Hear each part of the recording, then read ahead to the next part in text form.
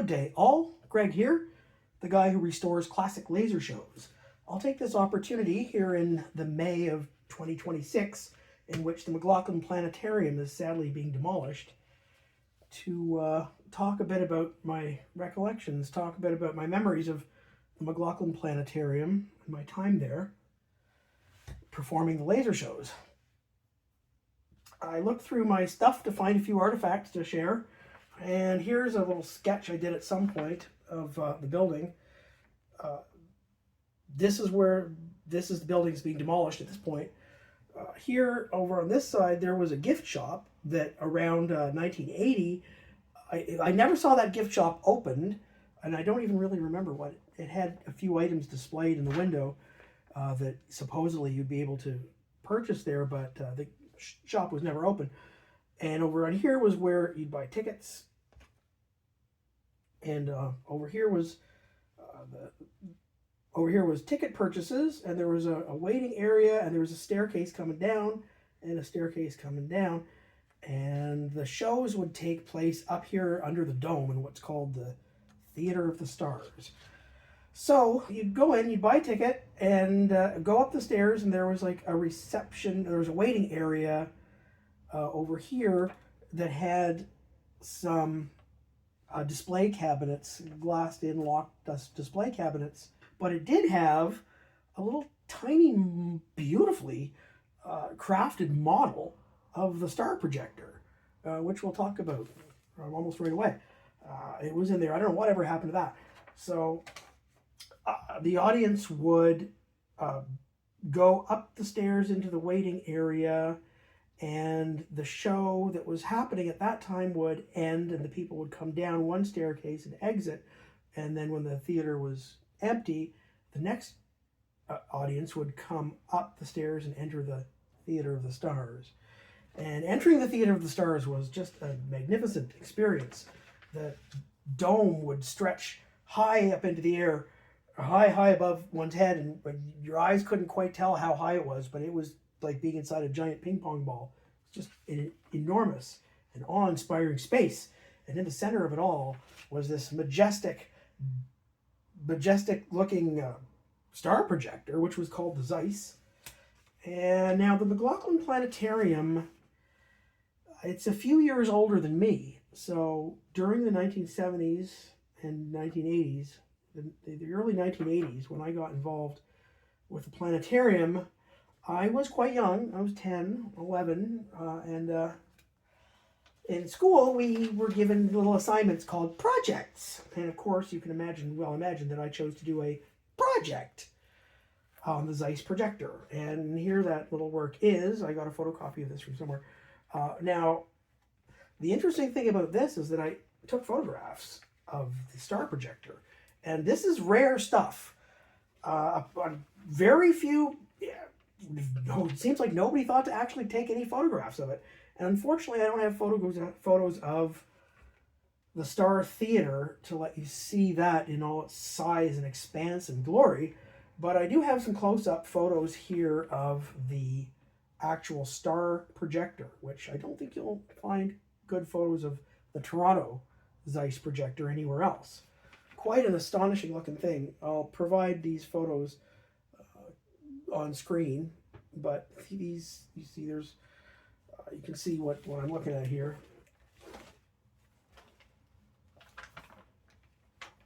Here's another page of photos. I would have loved to have spoken to somebody who serviced and maintained and was knowledgeable about the operation of this incredible machine. I know that here you can see this little thing over here on the side.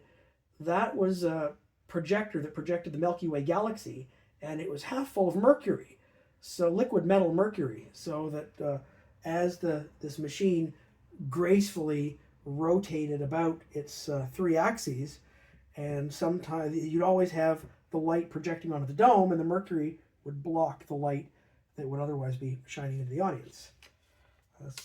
There was motors and projectors and gear drives and all kinds of mechanical marvels produced in East Germany. And I guess here's a there used to be another planetarium in Toronto before our government stole the Ontario Science Centre from the public. This was photos taken before that planetarium replaced the original Zeiss projector with something else. So here's a little teeny tiny version of the Zeiss star projector, also produced by Zeiss. And a little mini dome, which was still quite an awe-inspiring experience to be in the planetarium of the Ontario Science Centre. And while looking through my stuff, I also found a couple other little things. Here's an ad from Active Surplus, that wonderful store in Toronto that deserves to have be remembered. And here's an old transfer from those machines that had the big red button on it. You push it and go. Oh, it was so much fun to get these transfers out. But you'd see kids standing there going, just piling out transfers like this because it was so much fun to push that button. I guess that may be one of the reasons why they went to a different kind of transfer machine.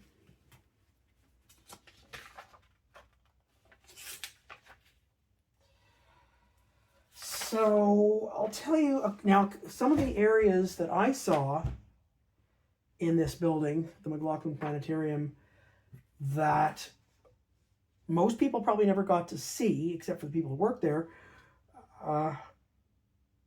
There was on this side over here, there was an exit to the Star Theater, and there was how did this go? Over in this area, there was a room that had racks, room-sized racks and racks of what I can only assume was power conditioning equipment.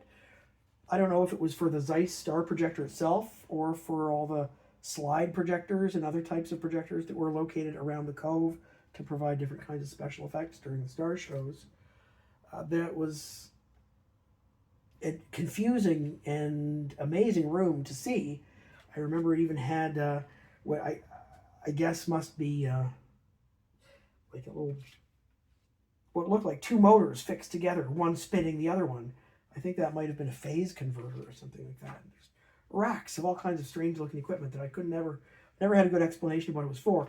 On this side was another little small room that had a computer, like a mini computer, some kind of an old system that would, it had a little black and white CRT that had lines of text scrolling down it, and that was the machine that was involved in automating the shows, because there were a large number of slide projectors that were located around the perimeter of the dome, and those slide projectors had to be controlled from somewhere through automation, and that was the room in which the shows were programmed and the mini computer resided, and the automation took place. But up a little metal staircase through a nondescript little door, one would enter through there and then into this amazing world of the Cove, which you can probably get an idea of what that was by looking at the demolition photos. It was a walkway. You could walk all the way around the dome, but from a higher level than the audience would be seated at. You'd be looking down on the audience at this point from about here. And there were ladders, which you can see in the demolition photos, that you could climb all the way up to the top of the dome and then come down the other side, and you have to turn around, otherwise you'd be climbing down upside down. And I remember one time being in there when there was an argon laser producing a beam matrix.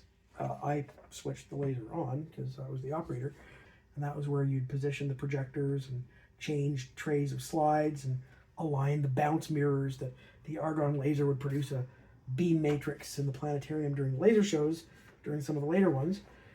Moving on through the artifacts that I wanted to share with you today, here is a little flyer for Laser Zeppelin. This was not produced by the laser company I worked with, but you can see it does in fact say McLaughlin Planetarium. And I don't know if there's any kind of a date here. Laser shows were pioneered in the 1970s by this company. Laserium was the brand name of the content. The shows were called Laserium, and the company was called Laser Images. Here's a little poster from that time. And Laserium put on the shows in the McLaughlin Planetarium up until 1982, maybe 1983, after which they withdrew from Canada, and other companies, including Audiovisual Imagineering, did laser shows after that, and I didn't have any involvement with those companies, any other companies after Laserium. But the original Laserium shows happened at the McLaughlin Planetarium, and I was there for that in 1980 and 1981. So here are a couple of photographs of that time. This is called the Mark 6B projector. I took this photograph probably about 1981. Unfortunately, the lasers would project out of this part up here that's closed. At the beginning of the show, one would get up, climb up onto a little box that housed a cooling pump water up from the basement to cool the ion laser with. One would climb up there in front of the audience and open this cabinet here, and all the optics and Lumia effects would be in there, and that's where the lasers would project out onto the big dome. And here was the control console. Here is a photograph of the Laserium control console. Quite an impressive looking thing. I took this photograph in probably 1981. Very much like an analog synthesizer that is specifically made for generating images rather than sounds. This interesting looking thing over here was called a joystick, but it's not like the kind of joystick most of us would have a chance to use in a game console or something like that.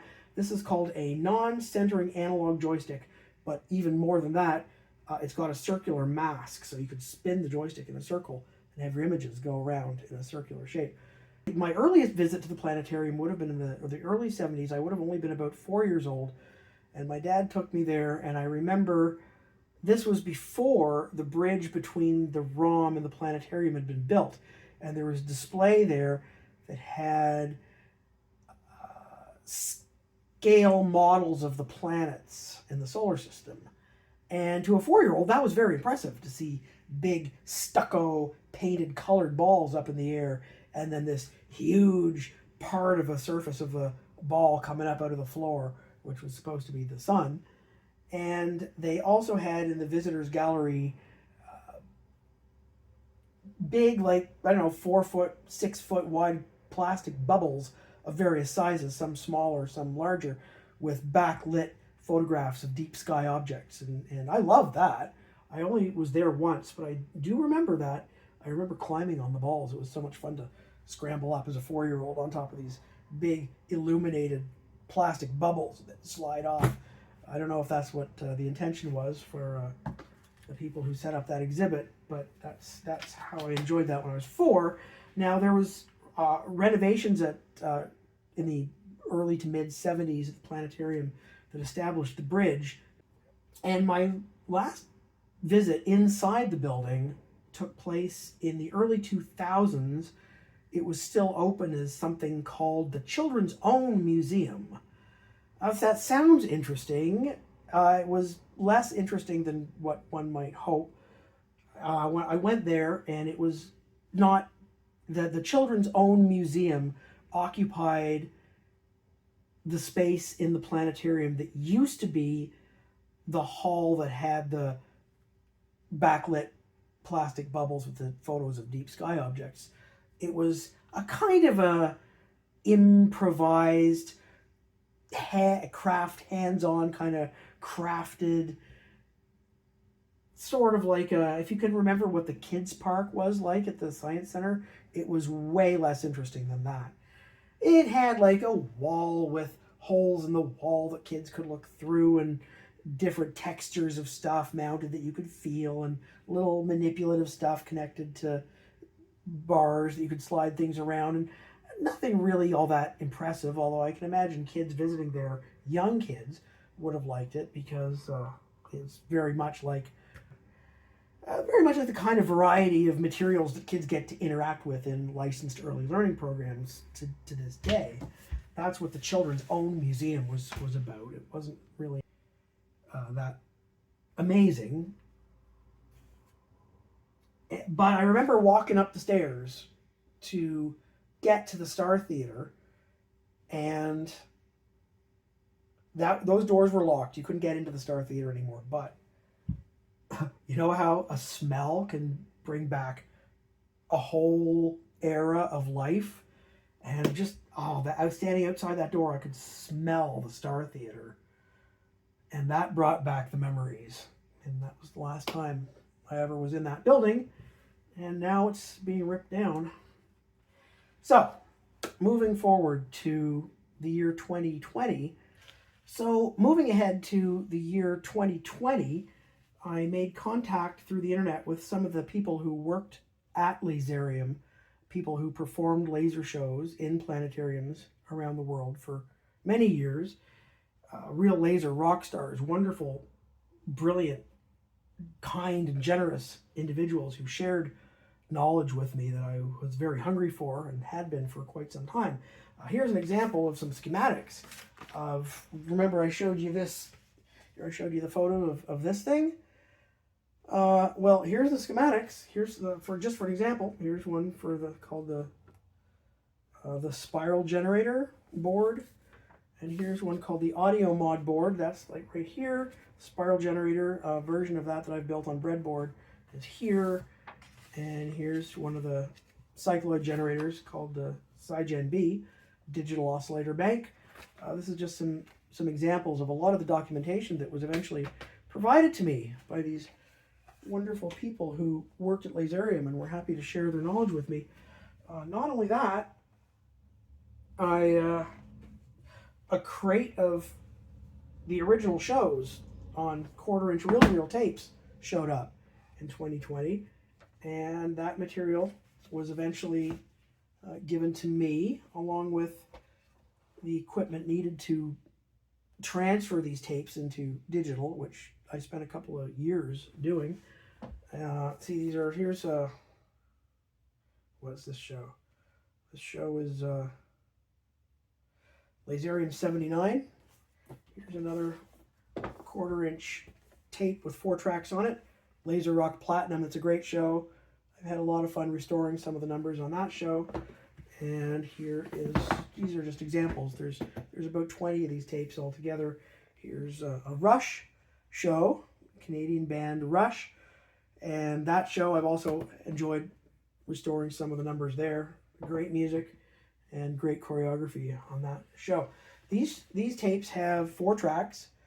2 of them are stereo audio, left and right, for the music. One track, the third track, sometimes is called a teach track. It has the voice of an individual who I've spoken with in person. I'm not going to say his name. These people are intensely private and they value their privacy, so I won't tell you exactly who it is. But the director who worked out of California, the director who did the choreography for these shows, and whose work appears on the 4th track of these tapes. That's called 352 data. That's a 20-byte frame of data that occurs about 40 times per second. That data assisted the performer who would be performing on this console here. That data from the 4th track would assist the performer who would be performing on this console here. So each show was partly live and partly choreographed back in the studio. And that is when I say that I restore classic laser shows, what I mean is that from the original circuitry described in the schematics and the original data that was encoded in these shows. So even though the planetarium itself has now been turned into scrap metal and broken bricks, how sad is that? The star projector was ripped out of was dismantled and taken out of the planetarium. Apparently it went to York University with a promise from the university that was going to be reassembled in some capacity, that in some manner that the public could be able to see this remarkable machine. But that didn't go anywhere. As soon as they got it, dead silence, and nothing ever came of their promise to put that machine back into the condition that the public could actually see what it looked like. Nobody knows what really happened to that. I would like to see a loud and angry public clamor directed at York University. What happened to that thing that you promised we'd get to see again? I imagine it either got thrown away because it was costly to store, or maybe it's packed away in crates in some kind of a Raiders of the Lost Ark like warehouse. Nobody will be able to recognize what's in the crates, and nobody will ever find it again. Here's a great big light bulb. There were 2 of these, one in each of the star globes on the Zeiss star projector. If anybody wants this to hear, I've kept this thing unbroken for 50 years. I don't want this. I don't have any use for it. Does anybody want this? Let me know. You can have it. It's a great big bulb. Oh, look, around the edge there. That looks like it might actually be asbestos. Oh, what a rare treat. Don't scratch it. So a few days ago, I met a fine fellow named Victor who was flying a drone over the McLaughlin Planetarium demolition site as I was there taking photos from the ground. And so he gave me some questions to which I'll address. What was it? The shows that I remember in the early 1980s, the audience was a pretty good attendance. Shows were more commonly sold out for the evening show rather than the matinee show. And it was exciting to perform a show, absolutely. The music that was being played, it looked like it was being created by the light. The light was an abstract expression of the music itself. And it looked like the music was being produced by the light. It was a very, very impressive and enjoyable experience. And commonly reported experience was to say that I didn't know my mind could do that. That's really what we were going for as performers. We want the audience to experience that. How did we find out the planetarium was closing? Well, it was announced, I believe, in the media. I mean, people who pay attention to that sort of stuff would know it was closing because we couldn't get to go to the shows anymore.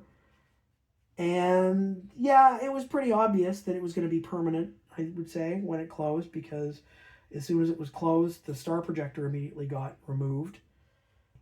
They took it out of the building and nobody ever knows what happened to it after that. I did write to the astronomy department of York University a number of years ago asking about that, but nobody ever wrote back. And what happened to the team after the closure?